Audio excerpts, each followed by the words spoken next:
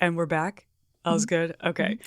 Just the reality. Well, now we have to say welcome back again because I deleted it. Oh, whoops. Welcome back, campers. We already said this, but I Yes. kicked the table, so we had to make sure it was not going to blow you guys' ears out. And that was Jen. I have a bit of a table kicking problem. Mhm, I get excited when we finally sit down to record, especially if it's about BTK. Ugh. This is episode 95 of Camping is Cancelled, and if you're brand new and just press play, this is part 5 on what we're definitely calling our own entire season on Dennis Rader, the serial killer who named himself BTK. We'd prefer to call him Delulu Dennis, Dennis the Menace, Dickwad Dennis, or Dipshit Dennis. I like Dipshit Dennis. That has a nice ring to it. So make sure you stop and go back to episode 85. We had a few other random episodes in between there, so you get the full terrible story from the beginning. And I know we've talked about this before, Kaitlyn, and I know within these episodes, I'm not sure why Dennis Rader fascinates me more than the average serial killer, but I think it just has something to do with how boring he is in his everyday life, and then how he hid this monstrousness in plain sight. Yeah. It just has to have something to do with that. And how he went from being so simple to being so volatile. Like, it was just... Yes. And as I was doing the research about him, he, more than any other killer that I've done a deep dive on, there's just a wealth of information about his psychology, his upbringing, stories from his life, because we have so much that he meticulously documented himself and that we know from other people. So because I love a deep dive, I have just been absorbing all of that. And now I get to turn right back around and give it to you guys. And like I said, I think, just because he's so boring, that's why I find his other side so fascinating, and like how he was taking his dog for a walk and taking his family to church, then having photo shoots with dead bodies in his church's basement. It's actual nightmare fuel that we don't think exists outside of horror movies, but unfortunately it does. Dennis is the perfect example. And because Kaitlyn and I have lost our minds, and if you're here, camper, you might have also, we're going to swan dive right back into the saga that is the man, not the myth, the menace, Dennis Rader. Lights out, campers. Oh man, the mountains call my number one. I'm just a life-size lottery ticket in the hand of the one. So, before we have to talk any more about Dennis, it's high time we get to know the person who'd we say is as close to a real-life badass as Rust Cole from True Detective as one could possibly get. Lieutenant Kenneth Landwehr, the head of Wichita's homicide unit. Now, unlike Rust, Kenny did not have a cocaine addiction, just a nicotine one, like everyone did in the 80s. Same. Well, wait, no, not nicotine. I was thinking caffeine. Sorry. Jen does not have a nicotine addiction.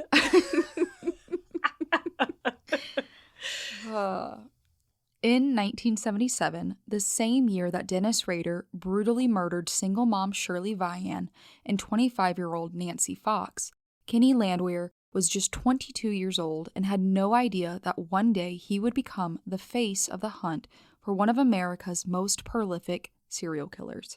He was a history student at Wichita State University and worked at a one-stop-shop clothing store that sold everything from overalls for farmers to bell-bottom jeans for cool kids. Kenny was a good worker, but he'd been a bit drifty and indecisive when it came to choosing a career to pursue in college. Lots of things interested him, but nothing had lit that fire under his ass.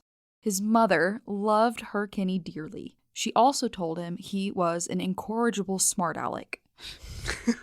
His older brother David was the classic eldest child. Salutatorian, debate champion, etc. David was oozing with book smarts. while Kenny, or so we thought, had more of the street smarts. And that's okay, Kenny. Yes, it is. We need you on the street. One day, Kenny was heading out of the clothing store on his lunch break when two men passed him on their way to the door. They were dressed normally, but they had an edgy energy that grabbed Kenny's attention. And just a few steps around the corner was a third man leaning casually against a Cadillac. But something about him told Kenny he was with the other two men. Shoplifters, thought Kenny, and he turned on his heel expecting to warn the owner and thwart some thieves. Instead, he was met with the barrel of a gun pointed between his eyes. One robber marched Kenny to behind the register and hogtied him on the floor with electrical wire, along with two other terrified employees. He ransacked the register and office, looking for money and valuables, while the other robbers stopped any customers as they came in the door and tied them up with neckties. Kenny tried to burn every detail he could absorb about the men into his brain to then tell the police. Eventually, the robbers fled and left their victims shaken, but otherwise unharmed. Why wouldn't they just lock the door? That's true. Maybe it was one that you could only lock it with a key, or they didn't want to arouse suspicion. Yeah. But still, that's weird, because you would think if you locked it and someone tried to get in, they would just be like, oh, I guess they locked up for a minute. Yeah, like flip the sign or something. Also, again, how are we not in a simulation? Because the full circle to him being, tied with stuff, hog-tied and stuff, and then the prolific case, that's crazy. It is. Also, how traumatic would that be while you weren't physically unharmed? I would just be so jumpy and on edge. I mean, he had a gun pointed to his head at one point. Yeah. At one point, when I was reading about the story, he genuinely believed he was going to die because one of the men kept pointing a gun, against his head, like he was going to execute him, and just was enjoying making him feel afraid and that intimidation, which... fucking money at a, it just sounds like a rural king at this point. Exactly. What the hell? It couldn't have been that much money. Anyways, thanks to Kenny's description, the police realized one of the robbers was a well-known local thug named Butch Jordan, who had been evading police for months. They went to Butch's home to arrest him, but he wasn't there. And for some reason, they didn't put any more effort into finding him. They just figured he'd pop up again for some other petty crime, and they could make an easy arrest. And Butch did pop up a few weeks later at a liquor store robbery where he shot and nearly killed a cop. When he learned this, Kenny was infuriated, and he could not understand why police had taken such a lax approach to catching Butch the first time. Finally, Kenny had found a career path that lit a fire inside him. He didn't want to just be a cop. He wanted to be a cop who worked his way up to be the head of Wichita's homicide unit. Kenny broke the news of his plans to his father at a funeral. Kenny.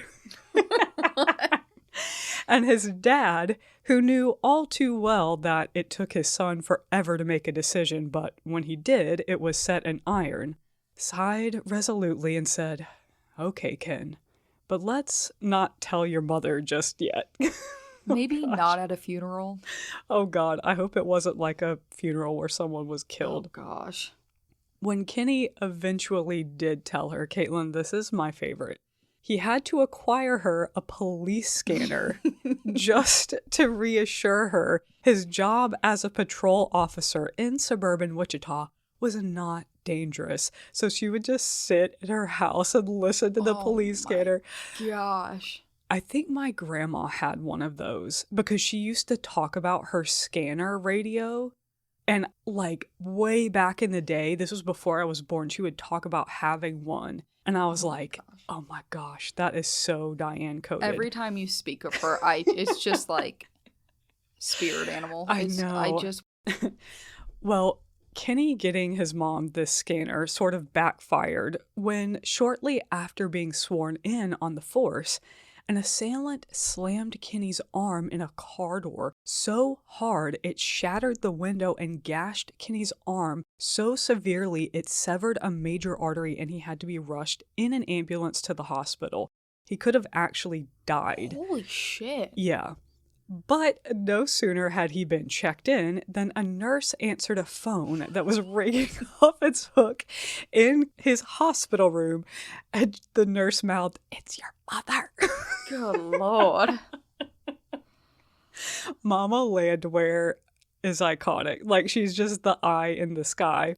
Oh. Even though Kenny and his job stressed her out to no end, Kenny quickly established himself as one of the Wichita police force's most astute and level-headed cops, especially in situations of extreme pressure. Afterwards, he handled what he'd seen with whiskey and dishing out doses of dark humor that we can only dream of having. Y'all, this is really bad, but please bear with us. If you've made it this far, you know things can get bad. One time, Kenny was out to dinner with his boss, and the entire time a young couple tried unsuccessfully to get their baby to stop screaming. Kenny leaned across the table and said, quote, "They don't do that if you hold their heads underwater long enough, then wait." Oh my God. Apparently his boss was mortified, and when they were outside told him off for being like, "You can't do that shit in public. What if they had heard you?" And apparently Kenny just kind of grinned and winked at him again and walked to his car. I was like, If we didn't know what Kenny was soon to become, like an amazing person. And I heard that, I'd be like, "Oh my God." But then a little part of me would be like, I know. Oh my gosh. That was dark. He let the dark side win for a second. He did. Good Lord. So, understandably, moments like this gave Ken's coworkers the impression that his job had hardened him and made him callous, but those who knew him best knew in fact the opposite was true. Kenny had an intense love for the underdog and the vulnerable, and really that was the driving force that kept him tuned into his role to serve and protect. One time, he sprinted towards the sound of a blood-curdling scream in a neighborhood to find a terrible accident involving a trash truck and a 5-year-old girl. The girl's older brother had tried to run after her as she crossed the street, and he screamed as he saw his sister disappear beneath the truck. From where he approached, Ken could see that the little girl had sadly passed away instantly, and the scene would have frozen even the most hardened officer. But Ken ran to the little boy and scooped him up before he could come around the truck and see what had happened. He pressed the boy's face into his neck and carried him down the street to his own patrol car, reassuring him that the ambulance would do everything they could to help his sister, even though he knew she was already gone. This, more than just the dark jokes, was the kind of cop and person that Ken Landwehr was, even though he hid it sometimes. And I'm taking time for us to really tell these stories about Kenny and get to know him, because I think it's so important to have a picture of someone who is of Dennis Rader's same generation. They're only 7-ish years apart. They would have been in grade school at the same time, which is crazy to think about, They went to the same college? Yes. Okay. Yes. At different times, but right. Yes. And Kenny has this kind of personality where you could see him almost going in a similar direction where something traumatic happens to him. He's a young man. He's not a little child, Right. but you can see how closely their lives were in the sense of where they grew up, just kind of the communities they were involved in, where they went to school, and just how drastically they diverted their interest in law enforcement and wanting to kind of be in that world, and that the things that Kenny saw only hardened him in the sense he learned how to make humor out of it, Right. but that he was not callous to the suffering Yeah. Or of like others. Dennis found pleasure. Exactly. That Ken saw that little boy, and to avoid causing him further pain, intervened. And that's just, whereas Dennis would be like, oh, sure, let me take that pain and then ramp it up 100 more levels. So yeah. Ugh. Just interesting to have that foil to me of two completely opposite people living so close in the same area. Ugh, that makes me want to bitch about the one cop the other day. Oh my God, So please I'll tell the leave story. that for a camp bulletin if you guys want to hear that. Oh my gosh, yes, pop over to Camp Bulletin on Patreon, where Kaitlyn's gonna tell a story about a cop that we hate. But back to regular scheduling. Mm-hmm. 10 years after Dennis Rader slaughtered the Otero family, calls were still regularly coming in to the police by terrified Wichita citizens, asking for updates on the search for the Otero family's killer and fearing they could be next. So, thanks to pressure put onto the city by Police Chief Richard Lamunion.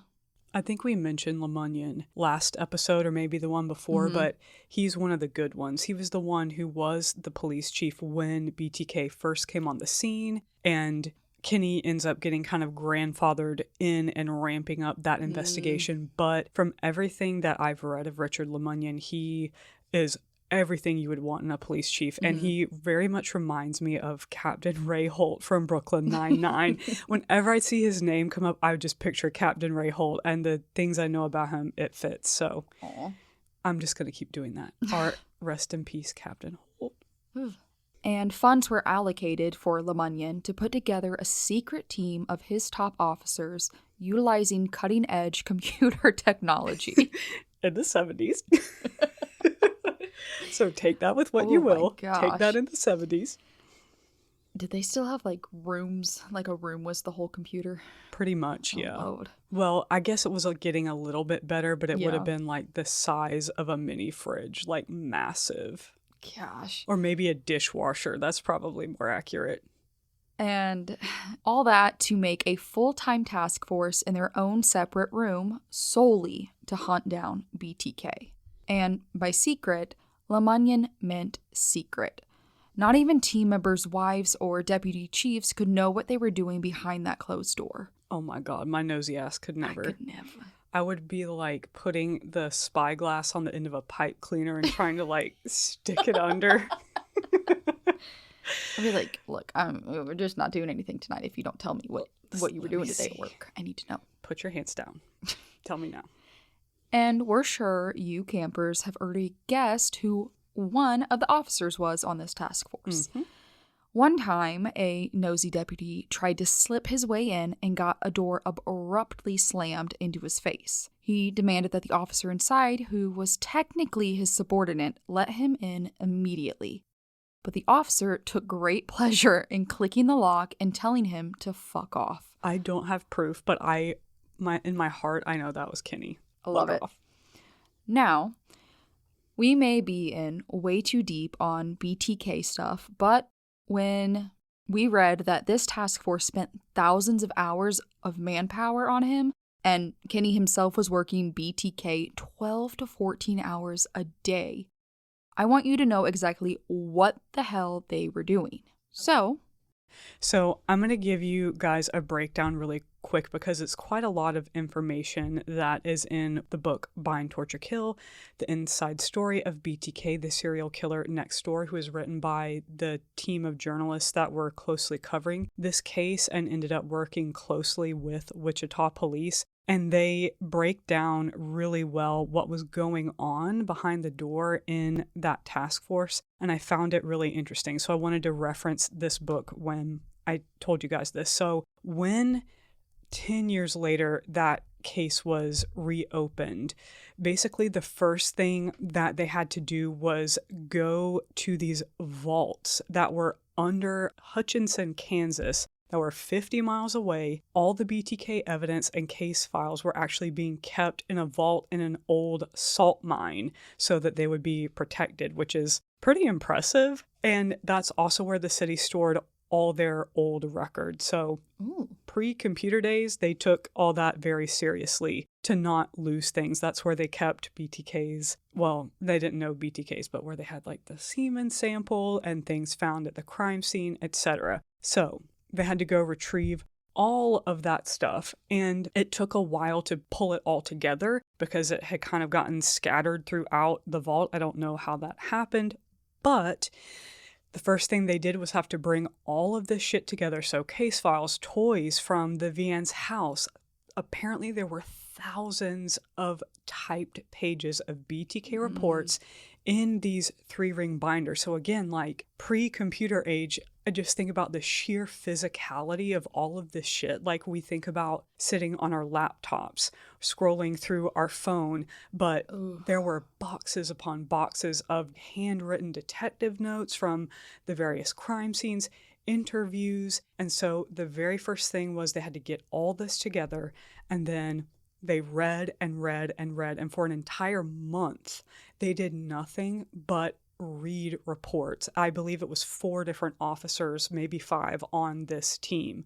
So then they began communicating with FBI profilers, and they are starting to try to put together a plan of, well, what should we do if BTK ever resurfaced? And the FBI is kind of walking them through, based on the information that they're getting, what they should be doing. So prior to the Ghostbusters, there had been a index card filing cabinet containing the names of suspects that had been eliminated 10 years ago, hundreds of people who had all been gone through at one point, but this new task force had to go through them all again.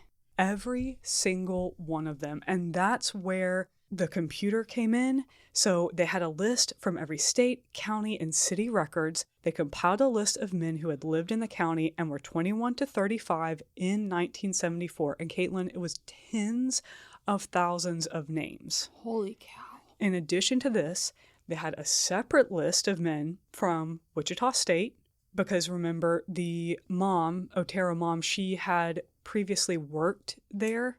Yeah. Also at Coleman. So people who worked at the Coleman factory, another list of people from the McConnell Air Force Base, and another from the local electric company. So all people who could have any connection to the Oteros whatsoever. They also compiled a list of animal abusers, window peepers, sex perverts, prison inmates, and others whose profile could have even remotely fit the kind of a person who would want to attack that family. So then their goal was, okay, we have all these lists.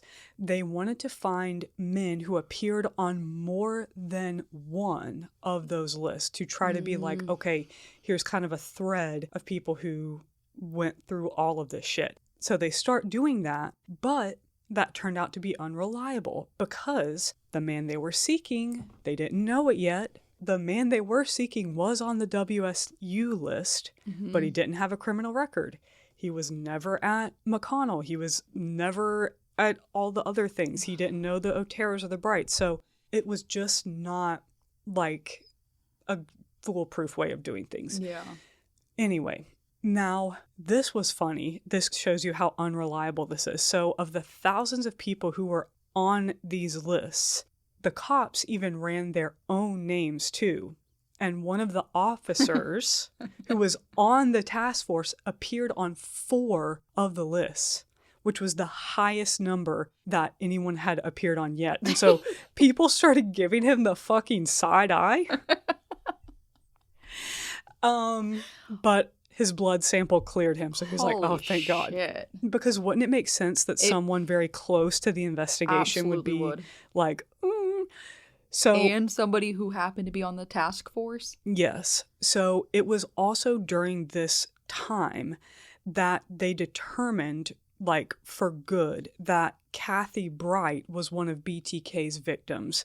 So up until this point, it had been just kind of like, well, maybe she's not. But they're like, okay, no, we are treating her officially as a BTK victim. So they had to bring all of that evidence into the BTK fold and re-examine it, because before they had not been investigating her as a BTK victim. So they also had to compile a list of every single person within that time frame who had purchased the type of gun or the type of bullet that was found at the crime scene. I don't think the gun was found. I think just the bullets. Just the but anyway. bullet. And this is where the computer came in. They were able to use the computer to basically like create pools with these lists on them and show who showed up across the list. So after thousands of hours, they narrowed their suspect list from tens of thousands of men to 30 men who are living in Wichita and another 185 who were living elsewhere. So then they decided, okay, we need to get blood and saliva samples from every one of these men. And this is also where I picture Lemunyon being like Captain Holt. He's just like, how the hell are you going to convince these men to give you blood samples? And this guy Holmes, who he and Kenny Landwehr worked very closely together and became very close friends while working on this force, said, I'm going to just walk right up to them and ask. I don't have time to fuck around, so I'm just going to go ask these men for a blood sample. So the men split up into two-person teams, and they started going down the list, and they met men in Tulsa, Dallas, Houston, Wichita, so on. They asked men if they could prick their fingers to collect blood and touched paper to their tongues to collect saliva. One time, Holmes and Kenny actually approached a man who was on the list and his wife.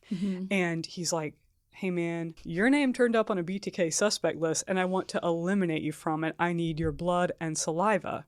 And the woman, the wife, said to the officers, don't give these guys a damned thing. Don't give these people anything. And the man went, excuse me for a moment, officer. He turned to his wife and said, shut up, bitch. Oh. I was like, damn. And then turned back to Holmes and was like, take whatever blood you want. And the officers were like, oh, maybe this is our guy. But no, it wasn't.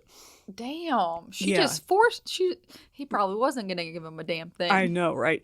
So, and we're Oh, almost to the Lord. end. But this, I'm so sorry. This is going to be really gross. But the women didn't escape from being questioned about BTK stuff. When I say they left no stone unturned, they even tracked down wives, former wives of suspects. So current wives and wives who had divorced suspects in the past. And they would track down these women and they would say, sorry, we're investigating some homicides, but we need to ask you some questions about your ex-husband. And then they would ask them about what kind of sex he liked. They would ask about bondage and some of the drawings that they knew that BTK had done. They would describe, like, does he like this? Has he ever done this? And the women were mortified because of the time that was Yeah. in, but, you know, many of them were like, no. So. And then you just like us pull back from the view, and he did none of that with his wife. Yeah. That's none whatsoever. So after all of this, the cops thought actually that people were going to be resistant to that level of invasive, like asking for blood, saliva, personal questions, but overwhelmingly everyone cooperated because at this time people lived in active fear and were happy to do whatever they could.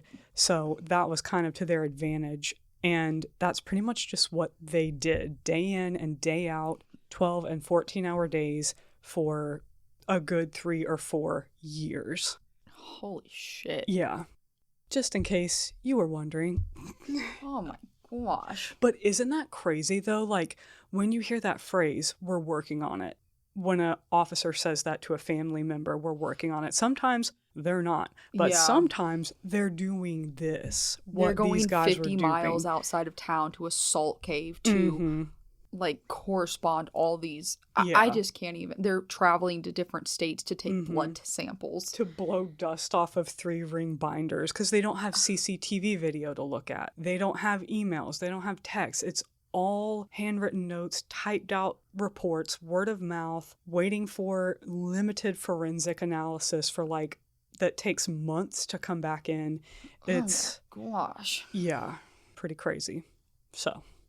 So after all that Jen just laid out for us, the Wichita Force gave the results of all of this work to the FBI, and the most complex profile they had yet began to emerge. There were all sorts of typical things on the list that you'd expect, like bondage sex and bondage porn. Duh. Yeah. But two particular things the FBI said were particularly eerie and spot on.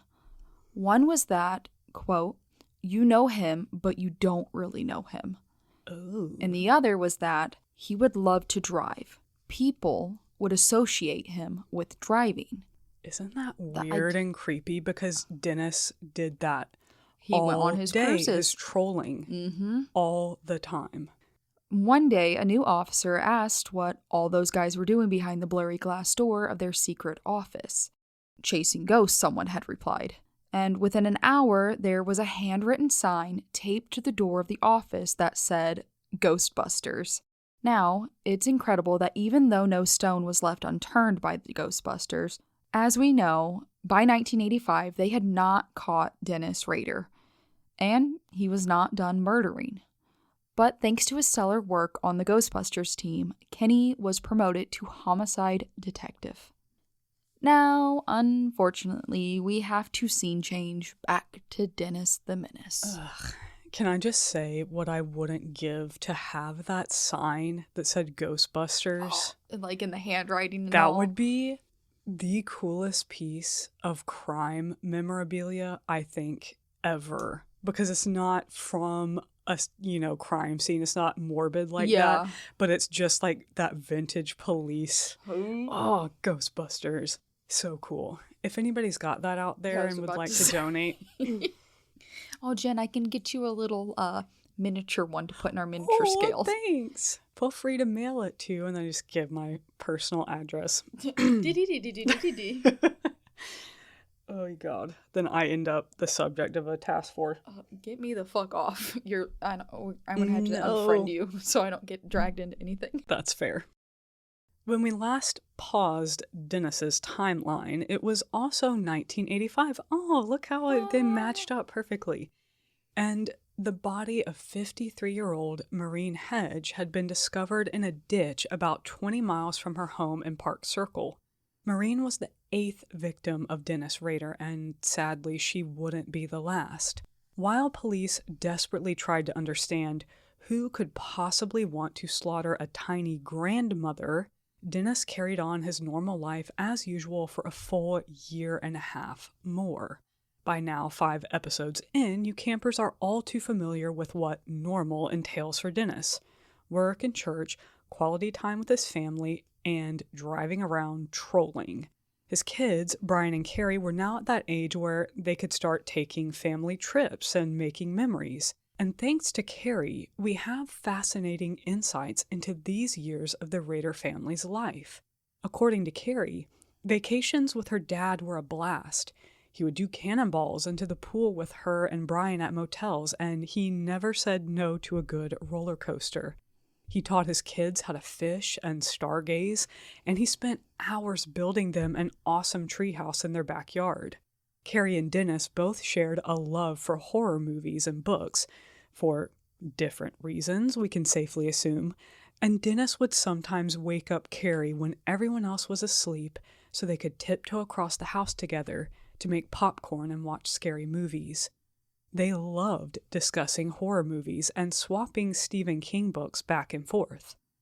Dennis also became a troop leader for the Cub Scouts so that he could spend extra time with Brian, and, surprise, surprise, everyone in their troop was so impressed with Dennis's level of skill at tying all sorts of knots, and he was the troop leader's best teacher at knot tying. Oh, I just got chills. No, the way I would throw up in my mouth if I realized that I'd been taught how to tie a slip knot by Dennis Rader.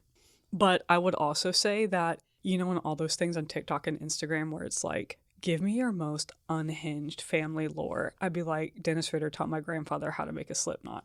Comment immediately. No. If that's happened to anyone, please email us. I need to know. When the Rader family was at church, Dennis would often make eye contact with Carrie as she sat in a pew, and he stood next to the pulpit as a head deacon and would give her an inside wink that they both knew meant, "We'd much rather be fishing. We're just doing this for Mom." Paula herself wasn't much for roughing it outdoors. We see you, Paula. But she was very content to come along on Rader family road trips and stay behind in the air conditioning while Dennis took the kids on a day hike. And afterwards, they'd all enjoy a restaurant dinner together, and she'd laugh at their retelling of the day's adventures. See, this is what I'm talking about, Kaitlyn. He's so fucking normal. And not even just normal, like a great dad. That both of his kids are like, Dad was my best friend. Yeah. You know, like he didn't just do activities with them. The kids felt seen. an emotional, connection with him. Yeah, like he made an effort to do things relationally to make them feel connected. Like, I loved going to movies with my dad. I still really enjoy watching movies and shows with my dad because I'm like, oh, we can talk about this. We have a shared interest in, it's our thing. You know, Mom doesn't like this kind of stuff, so we can enjoy it together. And the same thing with, oh, we'll get dinner with Mom, but you kids and I, we'll go fishing because your mother doesn't like that. That's just healthy, dad-kid bonding. And he did all this, but we know that he hated it, though. We know that, in his writing, he was, itching to get out of his skin. Yeah, and that's the thing is I'm like, did he hate it? Because he did it so well. Yeah.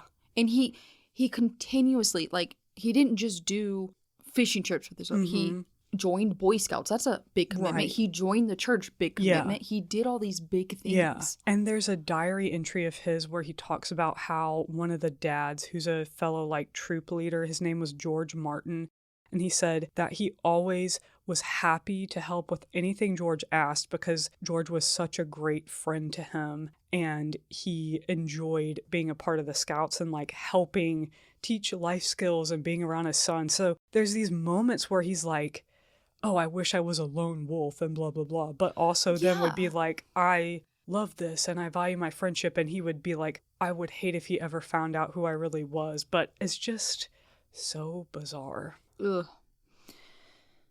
And over these years, Carrie stored up many amazing memories of the father who she, like we said, called her best friend. But every now and then, there were things her dad did that just felt off. But as a child, Carrie couldn't quite put a finger on why. One of these instances was in August of 1986, when the Rader family had taken a vacation to sunny Southern California. One evening, they'd returned to their motel after a day out. Dennis noticed dusty shoe prints on top of a strange metal van that was parked just under the balcony outside the Rader's family's room. Immediately, Dennis was convinced that someone must have climbed out onto the van and broke into their room while they were gone, and he insisted that the family had to use a password to enter their room. What? Even though Dennis was also the only one he permitted to come in and out of the room that night to retrieve stuff from the car or vending machine snacks. Carrie had never seen him behave in the manner that he did. She said he was panicky and paranoid and literally bug-eyed, and in true nervous Dennis fashion, disgustingly, absolutely drenched in sweat. It seemed super weird to Carrie and Brian, but in the Rader family, whatever Dad said was the final word. So Paula and the kids just went along with this weirdness, and by the next day, Dennis was relaxed again, and the family went on to have a great vacation, and it was never brought up again.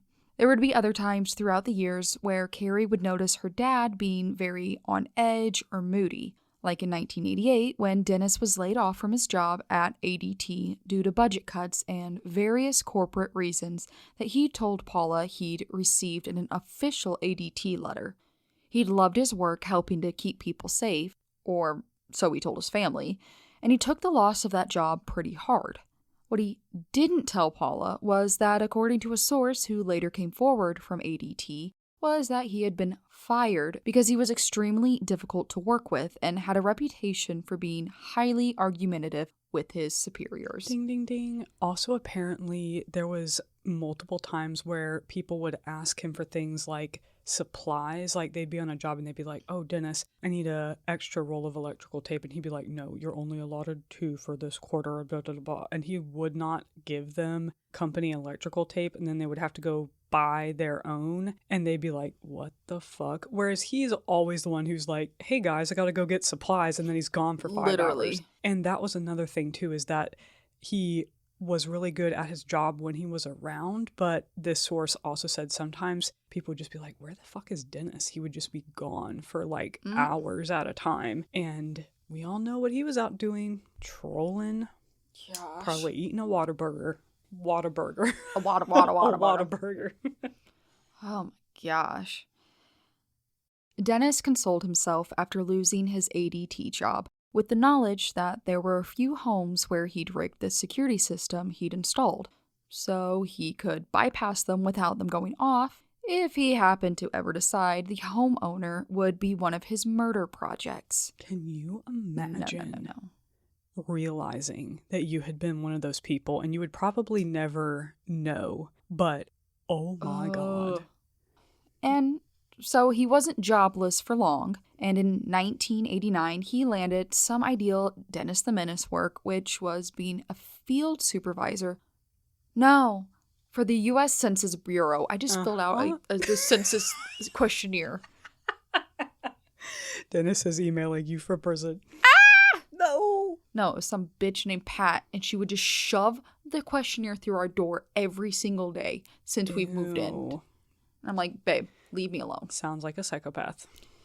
His entire job was to collect consensus forms from local residents all over Wichita, which meant he was literally paid to troll through neighborhoods. God. Dennis was such a dedicated employee that he was quickly promoted to the position of supervisor for the whole state of Kansas. The fuck? Oh my gosh. I don't know why that's so funny to me. So, oh my God. That meant that not only was he in charge of people, and he had an office with a door that locked, no one ever questioned why he was out driving through random neighborhoods all over Kansas day in and day out. It was the perfect cover. And it goes back to that perfect, he likes to drive. Yeah. Like, that's crazy that Isn't was in a that profile. So weird. I know I am dumb, and this is my very dumb person opinion, but when I think about that and the FBI coming up with that, I think about how, because Dennis is somebody who likes control. When you're in a car, you are fully in control of what you're doing, where you're going.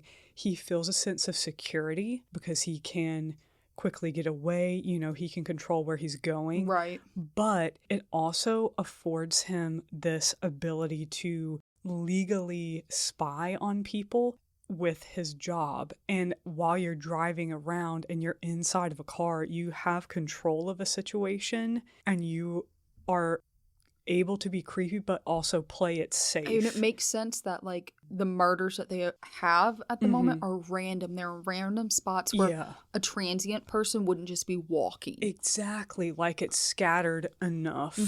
It makes total sense. And the lack of seeing suspicious people. Yeah. And then the one where when he did murder the Oteros, he almost crashed into a neighbor because he was backing out of the driveway so fast. Good Lord. So he likes to drive. He's clearly not that great at it. One time while working in Hays, Kansas, a town way out in the prairie boonies, Dennis wrote in his diary that he'd fixated on a young woman who lived alone. I hate him. He called her Project Prairie. What is the... Good Lord. And one afternoon, Dennis dug a grave way out in a field that hadn't been planted in years. He drove to the woman's house, broke in, and sat in a chair for a few hours waiting for her to come home. But she never did. Eventually, Dennis got bored, so he stole the purse she'd left behind, and while he drove, he took her license and social security card out of her wallet and threw everything else out the window. His office at the Census Bureau also gave him opportunities he'd never had at ADT. I'm so sorry to Kaitlyn and the world. This is bad. Like how one afternoon he put an out for lunch sign on his door, locked it, and proceeded to set up what we can only describe.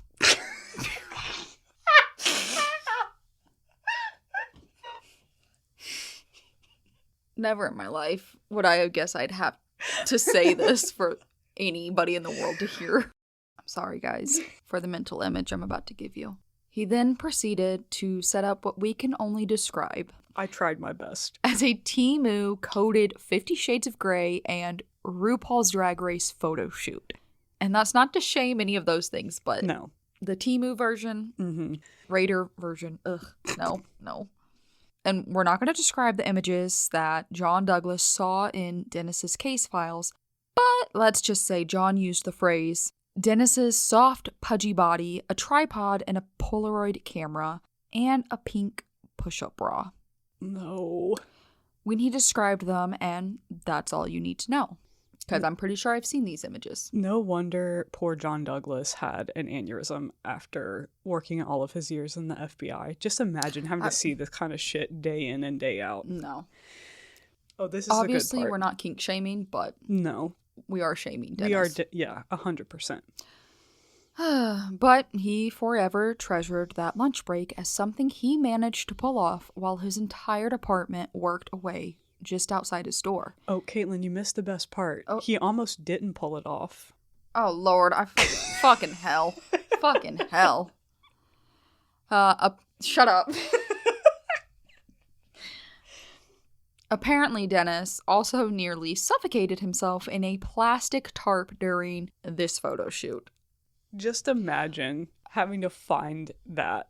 I would just close the door and I'd be like, nose goes. Somebody else can find this. And you know the people who work at the office of the U.S. Census Bureau are the most boring, straight-laced, not gonna be getting what Dennis is putting down. They would be scarred for life. Yeah, and since he was happy at work, besides almost killing himself, once again, somehow he fucking escapes. Somehow. So yeah, things were pretty good at home. Probably because he got so sweaty, he just slithered out of it. We didn't say it in the last episode. Oh, about the car? Yeah. Oh, yeah, you tell this part. This was on the Boy Scout. Yeah, so when he had murdered Maureen Hedge, Dennis made it back to the Boy Scout camp, with time to spare, and he decided, I'm going to get in the trunk. I'm going to, strap myself up and jack off. And naked. He was naked in handcuffs in the trunk of his own car. Got stuck. He locked himself. But somehow this fucking Houdini psychopath got out, made it back in the tent with his kid, or woke up making breakfast. How does he continuously do it, Genevieve? Once again, just imagine one of the dads being like, "Oh, where's that? Oh, I think it's in Dennis's trunk." Opens it. I can't. Truly a human cockroach. And a yet sweaty he's human happy cockroach. as can be. Yep. But every now and then, despite being very happy with this job, at random times that his family couldn't understand a reason for, Dennis could be consumed by a dark cloud of moodiness and edginess for a few days or even weeks at a time. He would spend hours behind the closed door of his study, which Carrie and Brian, under no circumstances, were ever allowed to enter. Carrie learned from observing her mom that when Dad was in one of these moods, it was best for everyone to just keep their heads down and do whatever he wanted. Dennis was always extremely particular about cleanliness and things being done a certain way around the house, like the kitchen dish towel being folded the way he said was correct, or certain topics he didn't want discussed. And if they didn't follow his rules, he could just have outbursts of ranting and lecturing.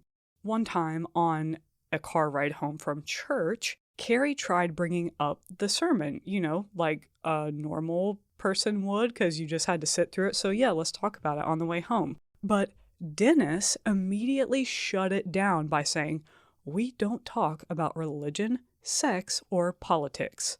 Another time, when Carrie was in college and her eventual husband came along on a Rader family camping trip, Carrie's boyfriend pointed out that Dennis was bizarrely neurotic. He's like, Carrie, what's up with your dad? Because he's not letting me help do anything. He's like, I tried. I know how to set up a tent. I know how to start building a fire, but Dennis wouldn't let him even touch any of the shit to set up the camp. And Carrie was like, oh yeah, Dad always sets all the stuff up. He just wants us to sit here and wait for him to do it. And then when he's ready, we can start, cooking or whatever. And she was like, this is just how my dad is. He's a little like OCD neurotic. Like, See, I just and keep the peace by just letting him do his thing. And her boyfriend's like, okay, I mean, all right. But that makes sense then, like, why they were his best friend, like, and all that. It's because they grew up thinking that was the normal. Yep. Like, that.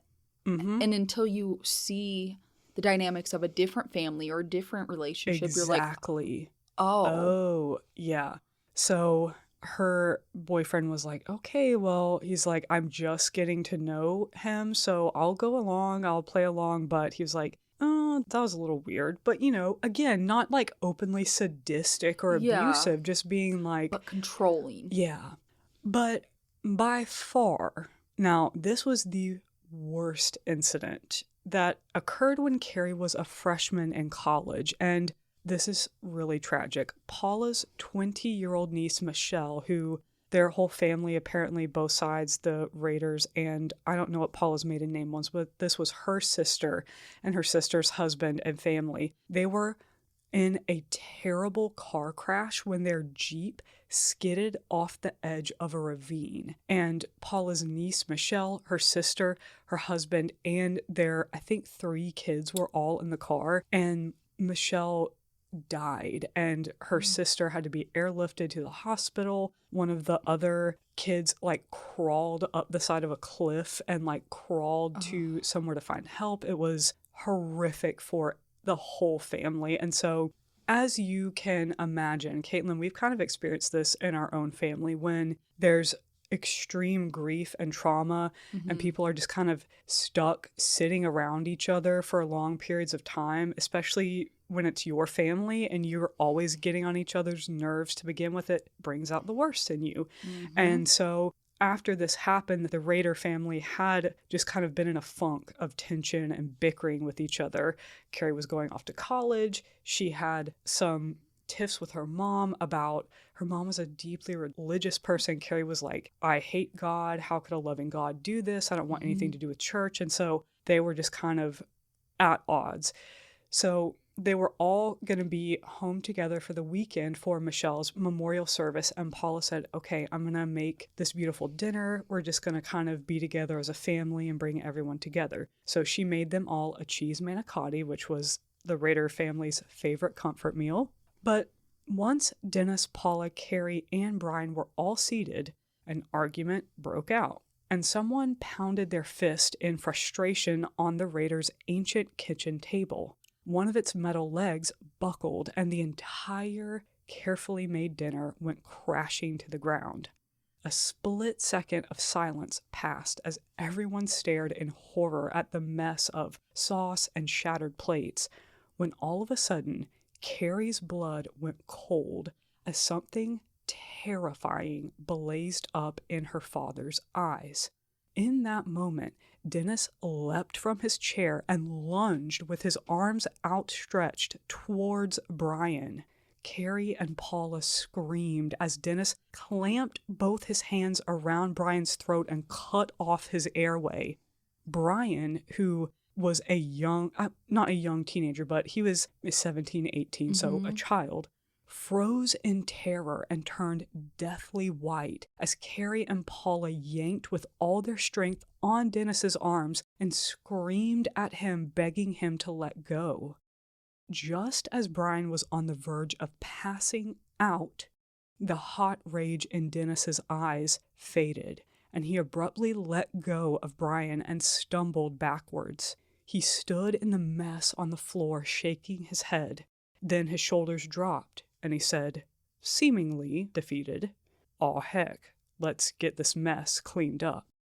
in a moment where Carrie later realized her mother had far more of a backbone than she let on.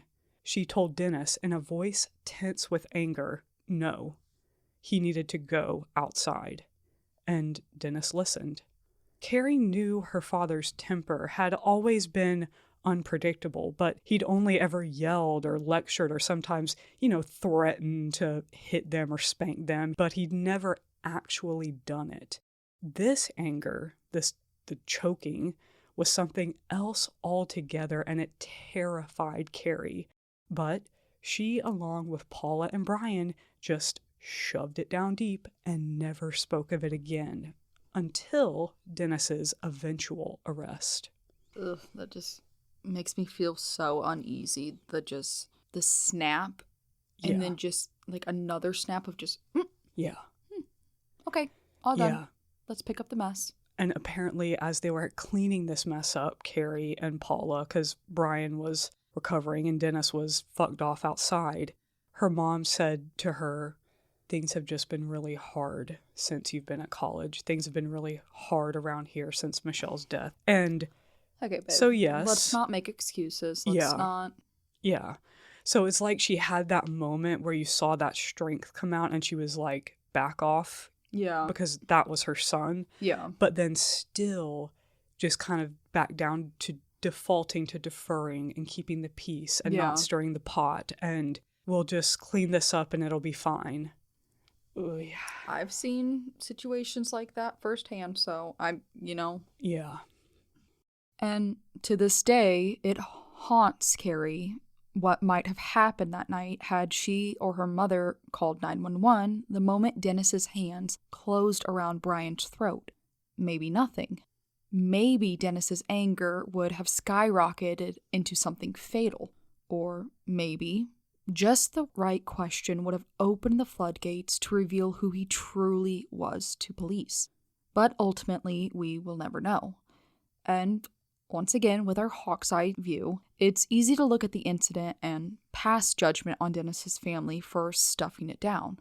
But reality is far more complicated than our uniformed opinions, and honestly, how many families have experienced a one-off instance of reactive abuse that, yes, was absolutely wrong, but their parent isn't a serial killer or even a serial abuser and had a moment of poor judgment under extreme stress?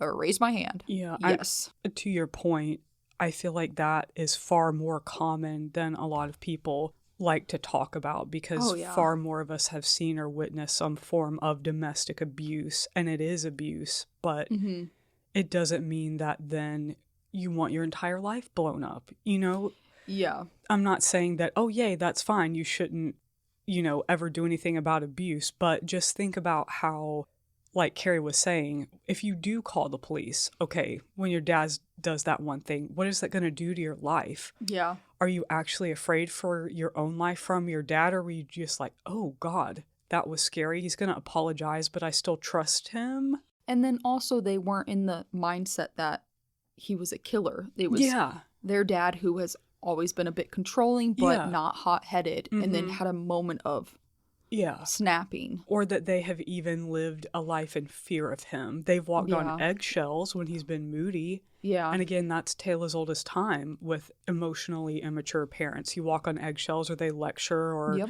whatever. So, again, I can't fault her or Paula or anyone because they were just, again, and in that time with Paula being the submissive wife, deferring to her husband, she was doing what she believed was her job, which was keeping her husband happy, keeping things peaceful in her home. And Dennis knew that about her and very much just went along with it.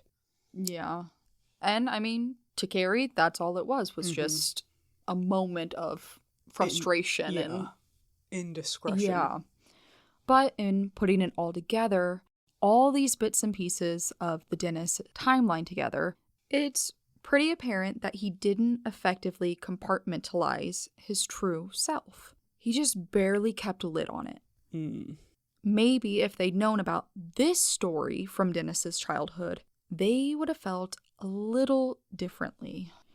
One winter, when Dennis was in the 6th grade, a snowstorm hit Wichita and his class couldn't go outside for recess.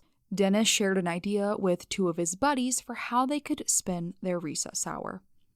"Let's grab some paper and pencils," he said, and draw what he called a girl trap. Ew. In typical 6th grade boy fashion, Dennis's friends agreed because they all found the girls in their class to be pretty dang annoying. Dennis was obsessed with H.H. Holmes and his house of horrors he'd used to trap and torture unsuspecting victims. And I'm just going to say right away, I was definitely in my Nancy Drew era there, where I like had a briefcase and I remember like drawing like Yes. how to find like clues and whatnot. Same. This is different. Yeah. And not just a boy versus girl imagination different. This is just different. As we will go on to further see. Oh, Lord. So he had his friends help him draw his own version. An enormous castle, which he then filled with all sorts of dungeons and torture devices for their ill-fated female classmates. His 2 friends started feeling a pit in their stomachs about the violent images emerging on Dennis's paper. Normal response. Neither of his friends wanted to actually hurt the girls in their class, but the look on Dennis's face was so intense as he gripped his pencil that one of his friends would forever remember he thought he actually looked possessed. Ugh, it's terrifying. And when their teacher eventually came over to see what they were doing, the 2 boys, who didn't grow up to be serial killers, felt a stab of shame as she peered down at what was drawn on the paper. But not Dennis. He was practically giddy with excitement as he described in excruciating detail the mechanisms of his torture castle. How he would lure the girls inside and catch them in a web of ropes, where they would be then transported on a conveyor belt through a round of torture devices that Jigsaw himself would be proud of. Oh, look at the flowers, Dennis. Literally. No. Dennis's teacher was rightfully absolutely mortified, and what became of the incident afterwards is unclear, but one of Dennis's friends would later say as an adult that when the hysteria around BTK was at its peak, he didn't know why, but he always felt he had kind of amnesia that he knew who BTK was. Oh my God. This friend told this awful story about Dennis and that snow day drawing to John Douglas many years later, and he sobbed uncontrollably over the fact that he had once been friends with a serial killer. I hope that friend went on to be okay because, honey, you weren't friends with a serial killer. You were friends with a kid who went on to be a serial killer, who needed serious help, and you yourself were a child. But isn't that a baby intense and just so sad? It shows you that the ripple effects of the decisions Dennis made affected so many more people than you would think, just beyond the absolute worst, which was obviously his victims and the victims' families, but the people who were just in his orbit, that almost like a survivor's guilt. I don't know if you'd call it survivor's guilt, but just I was around him and I didn't see it. You have to have some sort of PTSD of like, why was I not targeted? Like, especially girls, like, whoa, I passed his, like, I mean, hell, Carrie and Paula, it's like, why did we get to live? Like, why? Yeah. Or even like a creepy, almost like a seeing yourself in them. Like, we were friends. And, do I have something wrong with me because I was friends with him? It's like, no, you were children in elementary school together. So it's just a big mess. It's a big, awful mess. And obviously, at this point, no one knew, beyond Dennis, that by the 6th grade, he had already developed this dark inner fantasy world that he let slip out a little bit in that classroom drawing session, but he was already slipping away to bind himself as tightly as he could manage with ropes because he liked how it felt, and he was starting to strangle small animals. So it wasn't like he just was totally normal and then one day went to be unhinged. Things were happening there from the beginning, and we've talked about you know, the thing with his mom, how he saw her ring caught in the couch and he enjoyed seeing her in that fit of panic. I also read another story where somehow she had become, one of her legs or her arm had gotten tangled in her bed sheet. Like, if I don't know if you've ever done that, Kaitlyn, I have before, but actually where your arm kind of gets wrapped up and then you're pulling to try to get it out. And that happened to her one time again as a kid, and he happened to see it, and he liked how her fear and seeing her bound made him feel. And I just don't understand how things like that would normally elicit such a, oh, I want to go help mom response, be like a, oh, I like seeing her in fear and distress. Yeah. And there's one other very bizarre moment from his early childhood where he heard about a childhood friend kind of in the community that he loosely knew it was one of his brother's friends. And the brother's friend and his older brother, so not one of Dennis's family, but the friend and another family member, had been swimming at a pond, and one of the boys drowned. He apparently went under the pond, and he just never emerged again, which is really sad. But the boy that he was with had a bizarre response to it, because he came home and the parents were like, where the fuck is so-and-so? And he was just like, oh, he went under the water in the pond. He just never came back up. And then he just like went off whistling about his day, which then of course threw everyone else into a panic. But when Dennis heard that story, it was the first time that he felt like he related to someone else, because he always had felt utterly indifferent to the deaths and tragedies of other people. And he felt it weird that people would like cry or get upset when bad things happen to other people. But he was like, I guess I have to act sad, but like I genuinely don't give a fuck. And he was like, I always wanted to hang out with that kid after that because I felt like we were the same. And I was like, oh no, two little psychopaths sitting in a tree. K-I-L-L-I-N-G. Oh my gosh. No. But yeah, isn't that just what the actual hell? So, you know, he had that going on by the 6th grade, which is pretty dark. I mean, 6th grade is young. That's early to be already experimenting with strangling animals. And then a few years later, when he was in high school, he would be driving his parents' car with his buddy in the passenger seat one night after church youth group. They were driving along a dark country road, and Dennis's friend commented that Dennis probably needed to slow down a bit, but instead of common sense and doing so, Dennis just hunched over the steering wheel and pressed down on the gas until they were roaring down the road at breakneck speed. His friend screamed at him to slow down. He was going to get them killed. But the friend would later recall again that a look had come over Dennis that chilled him, because Dennis's eyes looked black, like he was possessed. And I'm saying that word possessed because this is what has been written over and over in books about him as the word that people describing what he looked like who saw him. Because I think that just from like, I think of those movies and stuff, you know, of oh my god, like Rosemary's Baby and like The Exorcist from that time, people always just had black eyes that indicated demonic possession. And so, but what we know now... He is very much Damien. Yes. Isn't it the Omen? Like, yes. This is him. Yeah. So just absolutely terrifying. His friend's pleading fell on deaf ears, and so he braced himself for the crash that inevitably came when Dennis yanked the wheel around a bend, and the car instantly left the ground and flipped a full 360 degrees into a ditch. Dennis walked away from the crash, panicking and sobbing that he'd wrecked his parents' car.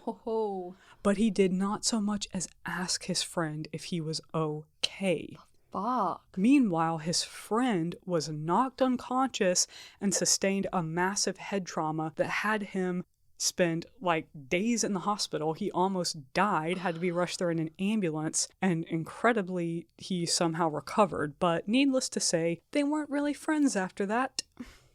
Oh, but the car. But the core. Oh, but the car. Disgusting. Disgusting. And so, now obviously, Paula and the children had no idea of all these incidents. If they had, maybe something would have clicked during those years about the identity of BTK. But, like we've said before, no one is to blame for Dennis's actions but Dennis. And unfortunately, he wasn't done being a piece of shit. In September 1986, just 1 month after the Rader family spent what Carrie called an unforgettable family vacation, road tripping to SeaWorld, the San Diego Zoo, and Disneyland. Damn. My dad was like, you can pick one of those things that we're doing. Yeah, literally. Yeah. And I mean, I'd be doing the same, happy. honestly. Damn, that's too much. That But really good is for too them. much. But I guess the kids are grown. We have little kids. Yeah, that's true. And they're like taking their time. They're staying in motels. But damn. I know. Dennis decided to top off the summer with another murder. Oh, God. What is the show, The Summer I Turned Pretty? Yeah. Dennis. The summer I murdered another person. Good. I would be drained as fuck after that vacation. And he wants to. Anyhow, one afternoon he was passing his lunch hour with his favorite pastime. Did not. My brain read that sentence differently. Eating the lunch Paula had packed him while trolling through neighborhoods. Who would have guessed? Who would have guessed? At least it wasn't the Timu.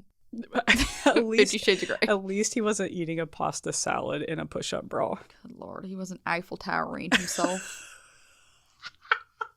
Somehow, some way. Eiffel towering himself. You know he tried it. Oh, God. What would he have even used? I don't want to go there. I don't want to go there. You're right. You're right. Oh, but yeah, out trolling, like the troll he was, when he spotted 28-year-old Vicky Wegerly. Vicky lived with her husband, Bill, and their 2 children, 9-year-old Stephanie and 2-year-old Brandon, in a little white house on 2402 West 13th Street in Wichita. Vicky stayed at home with their children while Bill worked as a maintenance man for the nearby Indian Hills apartment complex, where he occasionally exchanged friendly pleasantries with a young detective who lived at the complex named Kenny Landwehr. Put that in your back pocket. Mm-hmm. When Vicky wasn't busy with her own mom life, she also babysat her friend's 2-year-old daughter and newborn son, and volunteered as a babysitter at 2 local churches. Damn, Vicky. Damn. Vicky just genuinely loved taking care of children, and the feeling was mutual. Kids loved her. Vicky's friend, Wendy, was always impressed that she never once saw Vicky raise her voice or lost her kind and calm demeanor with her own children, or anyone else's for that matter, even when things were chaotic and stressful. As they tend to be with a bunch of kids. Yeah, we know how that is. And let me just say, I definitely have raised my voice at my children. I definitely have mean mom voice sometimes. When we call it the demon voice. Yeah. The murder! Climb up on the murder train! Vicky also loved playing the piano and singing, and she taught piano lessons to supplement her husband's income. Vicky was doing all of these things and crushing it. So, of course, Dennis, as you campers have probably guessed where this is going, spotted her through an open window of her home while she was playing hymns on the piano. God's sake. He liked the sound of her playing so much so that originally he called her Project Piano. Every one of his project names, they just annoy me so much. It's just like, he could have just worked for the CIA and named all their secret projects because they're stupid as fuck. Honestly. On the afternoon of September 16th, Bill promised Vicky he was going to be home early for lunch so he could spend some extra time with her and baby Brandon, and he kissed her goodbye. Dennis found the existence of Bill and how he always seemed to be hanging around Vicky just annoying, and he wrote diary entries about how Project Piano had, quote, a husband thing that could get in the way of his project. A husband thing as in like, ugh, this Vicky woman, she really has a husband thing, meaning like she actually liked being around her husband, so he was always around. A fuck off, Dennis. Around 10 a.m. that day, when he knew Bill would be at work and Vicky would be home alone with Brandon, Dennis glued the logo of a phone company called Southern Bell. I'm sorry. Absolutely not even. Kaitlyn, it's his drag name. Southern Bell. I'm booing him. Southern. No. Southern Bell. He. I'm sorry. Anyways, he glued the logo of this phone company onto a hard hat and pinned a fake name tag to his shirt. He put his hit kit in a briefcase along with some repairman tools and thought it would be less suspicious if he knocked first on the door of the Wegerleys' next-door neighbors. He said he was a phone line repairman there to check on reports of a down line, and he needed to come inside the house to check. But the elderly lady who came to the door opened the main one and kept her screen firmly locked while she listened to Dennis's bullshit. He briefly considered making her his next victim, but she was just so elderly, and since he's such a nice guy, he decided against it. And this is what he literally wrote in his journal. She was so elderly, he decided against it. So he decided all he would say is that he needed to check the line in her backyard. And from there, he heard the sounds through the open window once again of Vicky practicing the piano. Dennis knocked on the Wegerleys' door and gave Vicky the same story about being a phone line repairman. Vicky was reluctant to let him inside, but eventually she did, and Dennis busied himself making small talk and connecting random wires from his briefcase into the Wegerleys' kitchen phone jack while Vicky watched from the doorway, and baby Brandon played with his toys on the living room rug behind her. But as soon as Vicky seemed to accept that Dennis was just a repairman there to do a job, he lifted a gun from his briefcase and told the horrified Vicky that he wasn't going to hurt her or her baby, but he wanted her purse and her car keys. The Wegerleys' dog was in the backyard, but he must have sensed Vicky's fear because he went absolutely ballistic trying to get in the back door. Good on that dog.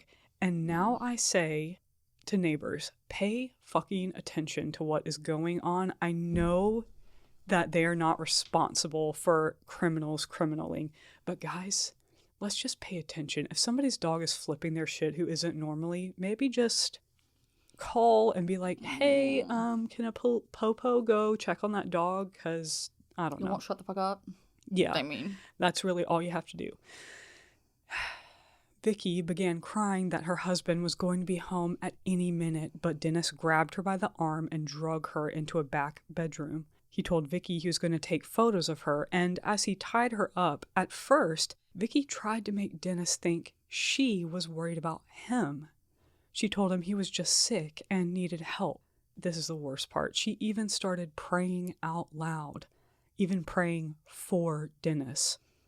But Dennis, because he's Satan himself, just ignored her and tightly tied her ankles together. But the second he began trying to forcefully undress her, all bets were off and she began to violently fight.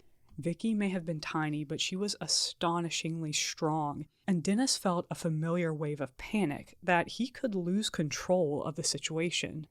He looped a leather cord around her throat, and Vicky clawed at her throat and managed to scream at the top of her lungs for a split second before the cord crushed her windpipe. Dennis thought it would be all over then, but all of a sudden, the cord snapped, and Vicky gasped for air. Her windpipe was so damaged that she was no longer able to scream, but she still fought like hell. even though her legs were tied together. She tore at Dennis's neck and chest with her fingernails and left deep gouges in his skin and slammed her head against him so hard it knocked the wind out of him. Dennis, being the absolute coward that he is, actually felt afraid of Vicky Wegerle, the badass mother who fought with everything she had to stay alive. But in the end, Vicky was no match for this piece of shit, and he strangled her to death with a pair of her own pantyhose. As Vicky died, Dennis pulled out his camera and took pictures of her. Then he shoved her body down between her bed and the nightstand so she would be impossible to see from the window. He put his hard hat and Vicky's wallet in a paper bag, packed up his briefcase, grabbed her keys, and calmly walked out through the front door. Baby Brandon was still sitting calmly on the floor, happily absorbed in his toys. Dennis had left his own car a few blocks away, so he drove away in Vicky's Monte Carlo and stopped at a nearby shopping center, where he threw away his hard hat in a trash can outside an ice cream shop and pocketed Vicky's driver's license and then put everything else in her wallet under the Monte Carlo's driver's seat. Then he decided to walk the few blocks back to where he'd left his own car, and it was close enough that in the distance he could see Bill Wegerle's truck parked in their driveway. A few moments later, an ambulance came blaring down the street. Dennis drove until he reached a rural area where he got out and changed his clothes, and then he kept driving, every so often tossing one piece of the clothing out at a time that he wore during the attack out of the window. Because Dennis is stupid, he drove with the windows down and his pile of notes on Project Piano in the seat next to him. Ooh. Ooh. And as he went over a bridge across the Arkansas River, the wind sucked them out of the window. Oh my god, I hope he shit himself immediately. I wish. He panicked and drove back and forth across the bridge several times until he was content that the pages must have been lost in the river, and then he drove for a while directly behind a police car while he ate some fast food and made mental notes about everything he did wrong that time. Oh my god. Kaitlyn, you're gonna eye roll so hard when you read this. His two biggest takeaways were that he should have really tied his victims' hands first before anything else in case they decided to fight back, and that he needed to be wearing gloves when he strangled victims so that the cord didn't cut into his own hands. Dennis, we don't want to tell you how to commit murders, but you're stupid. What is this, murder number 9? Number 9. And he's like, immediately- let's put handcuffs on them before I do anything else. But after the first murder, immediately he's like, okay, no more dogs, no more men in their lives. Yeah. No more, like, and just bang. He's like, okay, has a husband. Yeah. Okay, has a dog. Okay.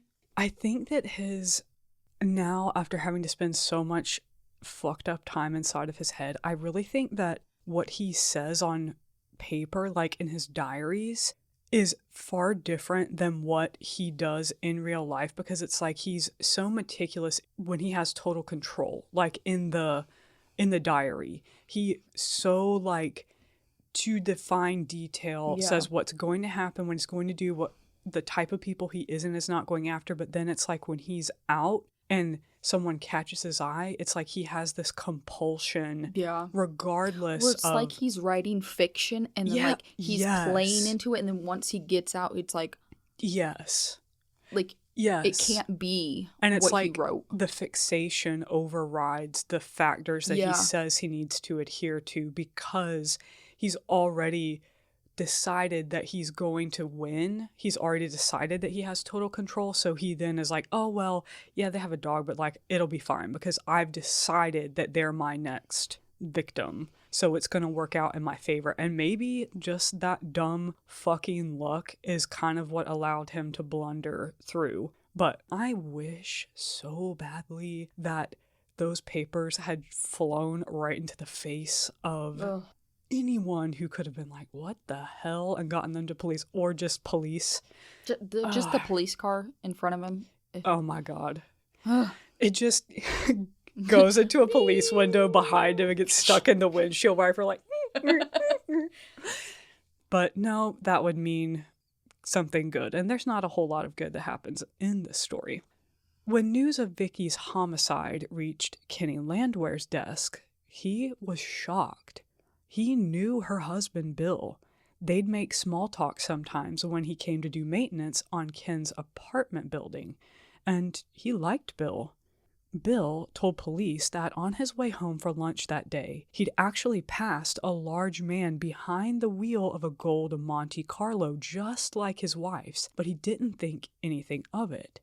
And this actually pricked Kenny's memory because that same day, at that same time, Kenny had stepped out on the balcony of his apartment and been like, a gold Monte Carlo in the shopping center across from his apartment complex. At the time, he didn't have any reason, to think, there's a killer in that. But again, put a pin in that for later. When Bill came home, he was surprised that Vicky's car was gone, and so was she, and that baby Brandon was just sitting by himself in the living room. Vicky had never done anything like that, and he was like, I have no reason to think she would have just left him, but maybe she just ran up to the store, to the neighbors, and she'll be right back. So Bill made himself a sandwich and walked around waiting for Vicky to get home. But 45 minutes went by with no sign of Vicky, so Bill became very concerned. And then he had an awful gut feeling that his wife was somewhere in the house. Moments later, Bill's anguished voice came through the 911 dispatch office saying, quote, "I think someone has killed my wife." And the operator could hear Bill sobbing and moaning, "Vicky, Vicky, Vicky, oh God, no, no, no," over and over. When police arrived, they found Bill silently punching the walls of his porch in grief and saying through gritted teeth that if he had been home just 5 minutes earlier, he could have saved her. Understandably, because how many times, tale as old as time, the husband did it. Detectives pressed Bill hard for hours that very same day, pretty much minutes after Vicky was taken away. They just immediately took him to the station, started grilling him. Bill remained stoic and answered every question they threw his way with calm resolve without asking for a lawyer. No, he did not kill his wife. No, he was not having an affair. No, neither was she. They had a good marriage. They actually liked being around each other. Sometimes they fought like married couples do, but it was never verbally or physically abusive, and they always made up. He loved his wife and his children deeply. Bill repeated over and over the timeline of the day's events and how his wife looked when he found her, not because he wanted to, but because police kept getting him to repeat it, hoping he would change his story. No, Bill was not into sadism or bondage sex. Neither was Vicky. Yes, traces of Bill's semen were inside of his wife because they'd made love the night before because they were in a happy marriage. For hours, they pressed Bill to relive the details over and over of finding his wife's body until his eyes were purple with exhaustion and his muscles jittery from cup after cup of police station coffee. Then they asked Bill if he'd submit to not one, but 2 back-to-back polygraph tests, and Bill said yes, without hesitation. In the following years, it would become Wichita standard that a polygraph should never be given to a partner or immediate family member of a homicide victim, especially immediately after the crime, because the shock and intense emotions they would be steeped in could register falsely as the person being questioned being dishonest. I mean, I feel like that's a duh, but in the 70s we're still having to say that. Or maybe we're in the 80s now. I can't remember. Whatever. But that was still a ways away for poor Bill Wegerle, and he failed both polygraph tests. Even though the results were not admissible in a court of law, Bill's 2 failed tests meant the cops pressed him even harder, and they could be heard in the lobby yelling at Bill all the way on the 6th floor. Finally, Bill had had enough. He stood up from the table, asked if he was under arrest, and when the cop said no, he said he was done with them and walked out the door. Yeah. Honestly. Kaitlyn's got both middle fingers in the air. Truly. And I can't blame the cops. Yeah. But when you know you're innocent and you know your wife was just murdered horrifically and your son was sitting there, Yeah. fuck you. Go waste your time on, like, actual suspects. Yeah, exactly. Ooh. Yeah, and meanwhile, you're just sitting there knowing that the hours are getting by and someone could be putting thousands of miles between themselves and the police. Ugh. Like, and he's already absolutely beating himself up for not being there for her. So fucking terrible. Bill was never charged with the murder of his wife because there was zero forensic evidence at the scene, and circumstantial evidence was shaky at best, and the skin under her fingernails was not Bill's. But one or two cops, not Kenny, Not our Kenny. motherfuckers, spread a rumor in town that Bill Wegerle had strangled his wife in front of their 2-year-old son. God. So, on top of his grief, Bill became treated with suspicion in his community, and kids on the playground would sometimes cruelly hiss at his children that their dad murdered their mom. No. Disgusting. Disgusting. Bill lost all trust in the Wichita police after his interrogation and refused to speak with them further. I mean, ever. Yeah. Which drastically crippled the speed of their investigation. Now, without Bill's help, police had to waste dozens of hours meticulously piecing together Vicky's routines and daily life from friends and neighbors and church folks. That's so awful. Like, I get it. I get it on one hand, but you can't pass judgment because, like, what's happened has happened. It's so long ago. But I hate that that time was lost because the police destroyed their relationship with Bill. Maybe if they had gone to him and apologized, I don't know. But also, like, maybe go to the neighbors, because her one neighbor would have said, hey, this guy came and knocked on my door. Right. Anywho. Ugh. The day it happened, Kenny Landwehr was not one of the two detectives assigned to Vicky's case. Maybe because, from the beginning, he was convinced that Bill didn't do it. He'd read the reports and even visited the scene, and something didn't add up. 2-year-old Brandon had told police, "Man hurt mommy." Oh, God. This made a convincing case to Kenny that if Brandon was smart enough at 2 years old to say that to police, if his dad had done it, surely he would say, "Daddy hurt mommy." Yeah, instead of "man hurt mommy." Which is incredible that at 2. Yeah. Also, at first, I was like, when we first said the ages, I'm like 2, I'm like, holy shit, he's a baby. But if we're talking 24 months or we're talking like 30 months, Yeah, well, you think we're of, like, talking like Zuzu just turned 3 and Yeah. she can have full-blown conversations. Camden's still 2. Yeah, and he would knows- 100% say that. Yeah. Yeah. So, like, not a baby. Mm-hmm. Who, I mean, in that age, like, you're saying mommy and daddy all the time. Exactly. So, had he not you said wouldn't daddy- just say man. Yeah. Yeah. The other things was how Vicky's license had been stolen, but he'd left behind everything else in her wallet. This didn't feel like a husband murdering his wife. This, to Kenny, felt like a sadistic sexual predator taking a trophy. It felt like BTK. Mm-hmm. Maybe Kenny should have been one of the detectives put on that case. Now, 2 more years passed by, during which time Dennis busied himself with his job at the Census Bureau and the photo shoots we just mentioned.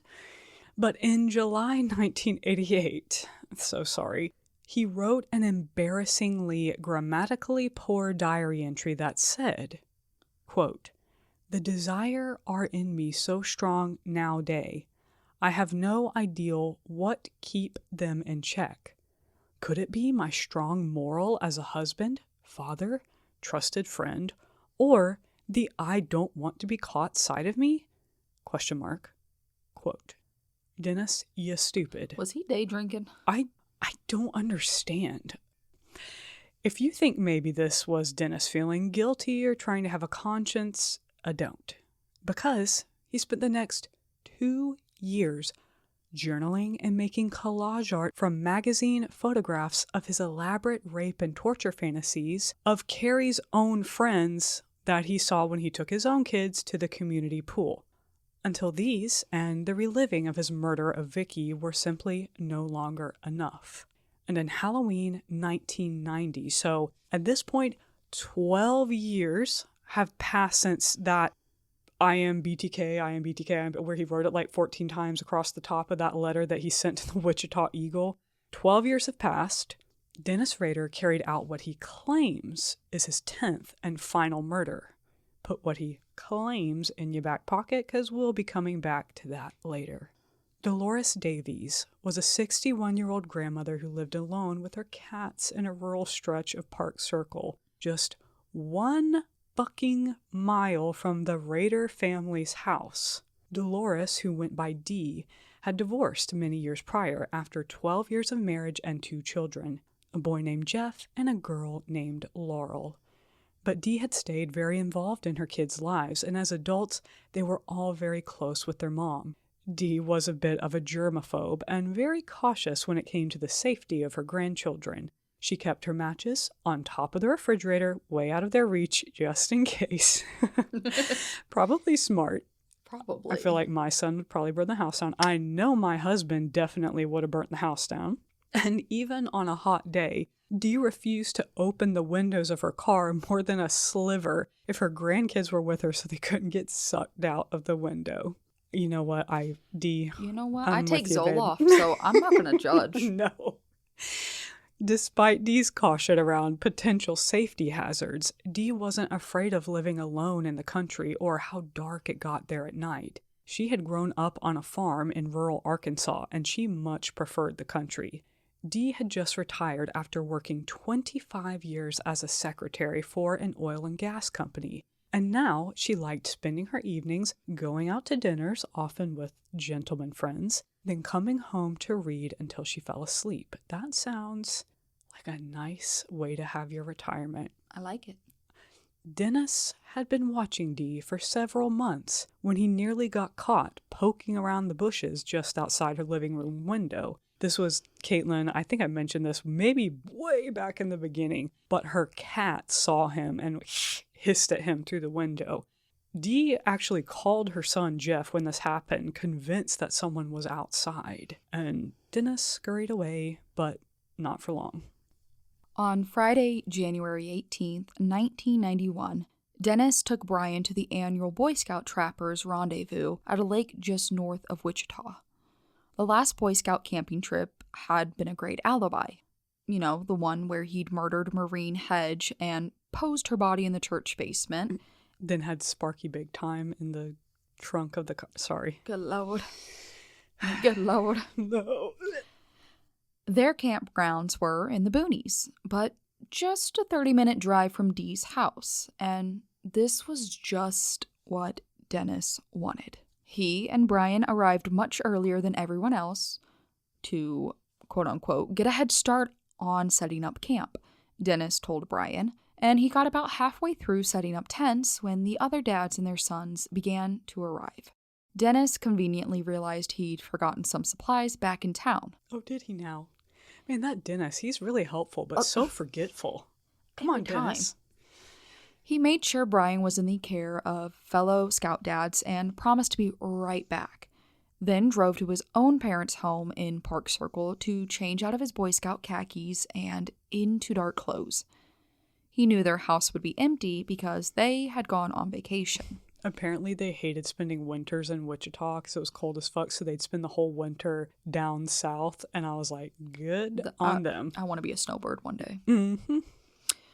The weather was freezing as Dennis crossed on foot over several miles through dead wheat fields and a cemetery to reach Dee's house. If only some goblins and ghosts and ghouls could have just snatched his nasty-ass soul. If only a grave that hadn't been filled with a coffin yet had been dug and he'd fallen in and broken his neck and just had something buried on top of him. Stunning. Actually, no, because I would not want some poor person's final resting place to have to be on top of Dennis Rader. That's true. Ugh. Meh. Through her bedroom blinds, he could make out Dee's peaceful silhouette in the glow of her bedside lamp, propped up on her pillows in bed, reading a book with one of her cats curled up at her feet. Can I just say, blinds, people. Close your fucking blinds and your fucking curtains at night. That is so... I can't do it. I know, I completely agree. Not only blinds, but you could just have, like, you know, in movies where they had, like, the massive, like, a gun on a swivel that I just have, you know, sticking out of the crack of a window. If I see movement, I'm blowing you away. Poor owl. Remember the one Reddit stories where we were talking about the girl in the horse barn? Yes. Hearing footsteps. And it was her dad, or like, no, it was thinking it was my dad. That would be me. Putting Christmas lights on the barn and you just blow it away. But close your fucking blinds and windows. You don't need to see out at night. And guess what? At night, when you have the light on, you can't see out, but things can see in. I saw one of the most infuriating TikToks where it was a person being like, what I do at dusk every night living in the Adirondack Mountains. And I thought they started to pull their curtains closed. And I was like, oh yeah, fuck yeah. Like pull those blackout curtains closed. Bitch, it was those little gauzy, like thin things. You could still clearly see outside. It was just like the tissue paper curtains. I was like, are you trying to troll us? No. It's a no for me. That is even worse than nothing. Metal doors like they have on like shops. I want those to... Yep, exactly. So yeah, Dennis can just peep right through her window and see her. At around 10 p.m., Dee set her book on the nightstand and turned her light out. As she drifted off to sleep, Dennis softly tried every doorknob and latch on the outside of the house, hoping for an easy way in. No. Half an hour later, Dee's eyes flung open and she leapt out of bed at the sound of a tremendous crash coming from her living room. She thought a car had driven through her glass patio door. That would have been preferable. But the crash had been a cinder block that Dennis had hurled through the door. None of it makes sense, Genevieve. None of it makes sense. What the escalation. The and he's already been gone for how, like, for, it doesn't make sense. It doesn't make sense. He just doesn't care anymore. A fucking cinder block. I'm sorry. She heard the crash. It was so loud. She thought a car had driven through her house. Not a person. No. Dennis, getting sloppy. Also, stay the fuck away from people. Gosh. So Dee ran into the living room, dressed in her nightgown and housecoat, and froze at the nightmarish sight of a large man dressed in tow. Oh gosh, dressed in camel toe. Dennis is a walking camel toe. That is his drag name, Camel Toe. A large man dressed head to toe in black with pantyhose pulled tightly over his face to distort his features. Glass crunched under the man's feet and looked bizarre, scattered across the floor of the spotless tile floor. Right next to the television set, Dee's whole family had just gathered around to watch All Dogs Go to Heaven after Christmas dinner. The last words that Dolores Davis ever spoke were, "I've got children. Please don't hurt me." So the next afternoon, a friend of Dee's named Thomas Ray arrived to do some work on her car. Dee and Thomas had actually gone out to dinner the night before, and he told her he'd be back by around noon the next day. As soon as he pulled up, something felt off. Her porch light was on and her curtains were still drawn, and her car, which she always parked in the garage, was sitting in the driveway with the garage door pulled down. He knocked several times on the door and called out her name, but there was no answer. Thomas found the garage door was unlatched and the door to Dee's house wide open, so he cautiously stepped in, calling out for Dee. All it took was a few seconds of looking around for Thomas to see the cut phone line in the kitchen, the smashed window, and the final straw for Thomas, Dee's bedclothes ripped from her bed with her pillows tossed on the floor. Poor Thomas fled from the house in a panic and sped to the nearest payphone to dial 911. The ensuing search for Dee led to officers finding her keys thrown on the roof of her garage, her lingerie drawer having been rummaged through, and, eerily, some of her bedsheets found stuffed in a culvert miles from her house with no sign of Dee herself. Dee's neighbors hadn't noticed anything out of the ordinary, and for 2 weeks Dee's family waited in agony for any news of her discovery. And then, on February 1st, 1991, a teenage boy named Nelson Schock and a stray dog that he liked to roam around with were exploring along a remote stretch of road several miles from Dee's home. The road turned into a bridge, and the dog trotted ahead of Nelson down the sloping terrain and disappeared under the bridge. Nelson called out to the dog, but he didn't come back out. Nelson climbed down after him, but as soon as his feet touched the ground, he froze in horror at the sight of a woman's dead body lying unclothed and bound on a plastic tarp with a Halloween mask on her face, and there was something bright red smeared on the mouth of the mask. It was lipstick. Nelson stumbled backwards and started running home as fast as he could to call 911. He was so terrified that it took him a few minutes to realize he was running in the wrong direction. This is the start to a horror movie. Ugh. Or like an episode of Law and Order SVU. And, like, while there's still some aspects that are the same as, like, previous cases, it just, like... This has, like, an unhingedness that the other ones didn't have. Like, there's a mask over her. Yeah. And, like, everything. It's just...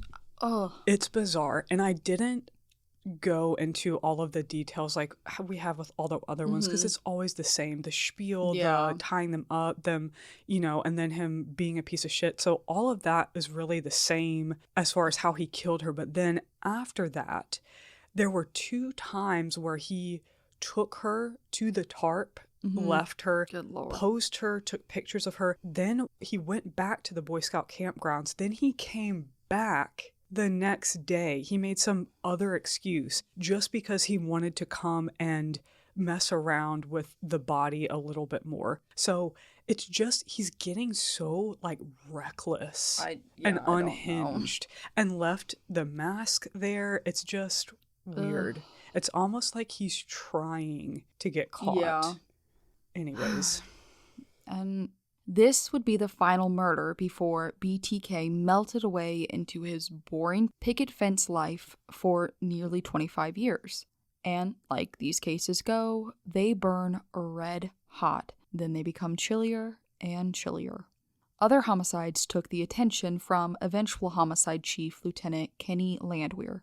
He got married and had a son. He became so well known and beloved by his subordinates and Wichita residents that people wanted him to run for mayor. That's a rare attribute to have. I know. Kenny would never. He wanted to be on the ground. Yeah. But every couple of months, he would have the same dream. He'd be walking around a crisply manicured golf course with a club slung over his shoulder. Kenny loved golfing when he had the time. But during these dreams, he wasn't alone. He was walking side by side with a man that he knew was a serial killer. The BTK serial killer, who had eluded the long disbanded Ghostbusters for years. Kenny had kept it going until he was the last one on the task force and then was forced to move on to other investigations. But in this dream, he wasn't trying to slam BTK on the ground and slap a pair of handcuffs on his wrist. They just made friendly chit-chat of the kind that golfers do, and there was no overt animosity. But 3 things never changed in these dreams for Kenny. 1, the man's face was blurry. 2, Kenny couldn't shake the feeling that beneath the pleasantries of their conversation, they were locked in a battle of trying to outsmart one another. And 3, even though he couldn't see him, Kenny always beat him in the end. The next morning, he'd announced to his wife Cindy, whom he'd met at the bar he drank at after work so he could impress women with his cop stories. Cindy, however, had a wit that stunned him speechless, so of course he had to marry her. And he had told her that he'd had the dream again. And Cindy would say, well, did you get a good look at his face this time? Kenny hadn't that time, but he knew that day was coming very soon when he would look BTK in the face. Am I still reading? Nope. We're not done. We're not done, but this was a long episode. Holy shit. I know you guys don't believe anything I say now, because I think episode 3, I was like, episode 4 will be the final part. I think episode 1 we were like, it's a 2-parter. Let me just say, I did not realize the depth of which I was going to go down the rabbit hole. And the episode 6, I know I've said this so many times, you guys aren't going to believe me, but maybe you will, because now we've been through every single murder. Yeah. We've now got to meet Kenny Landwehr. We've followed his rise to position of homicide detective. The next 25 years, nothing happens until one thing happened that blows all of this back up to the surface. So that and the frantic just couple of years that ultimately lead to BTK's capture are what the final 6-parter is, and Carrie are what the final 6-parter is going to be on. But I just didn't want to rush because we've had to sit through all of this. So I wanted you guys to get a full Justice Boner episode in part 6, and you will. Look, this podcast, Jen, you do amazing work going deep diving on stuff and writing like scripts that include every detail. Thank you. I may have I know autism. I'm your partner and I appreciate it, but I know that's what I would want when I listen to a podcast. I like the in-depth stuff.